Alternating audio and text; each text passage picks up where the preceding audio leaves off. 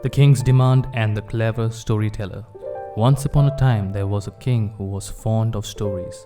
Many storytellers used to come to his court and tell him stories. He would reward them with gold and gifts. One day, the king asked his minister that the next storyteller must tell him a long story, a never-ending story. And if the story ends, then the storyteller will have to pay with his life. The announcement was made.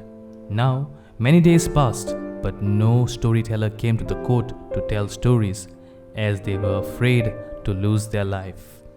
The king grew desperate. He wanted to listen to new stories. He made a new announcement that the next storyteller would get a huge reward. A few days later, a traveler arrived at the king's court and said that he would entertain the king with the story.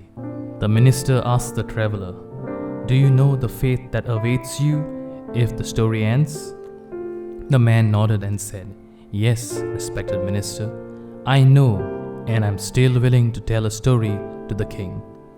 So the story session began. The traveler started the story. Once lived a great king, ruling over a vast kingdom. He built a big granary to store grains grown in his land. Soon the granary was full. The mason who built the granary had made tiny openings for air and sunlight to pass through. One day, a sparrow noticed an opening and came flying through that opening and picked up one little grain and flew out.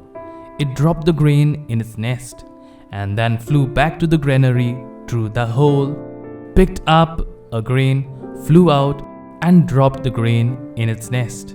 The king was getting impatient and asked, "What happened next?" The traveler continued, "You will not believe what happened next.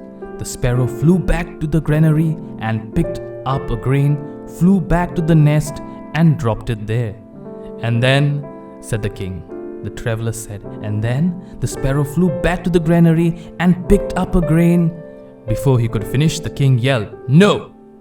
By that time, the king was sick of the sparrow, granary, grains, and above all, the storyteller.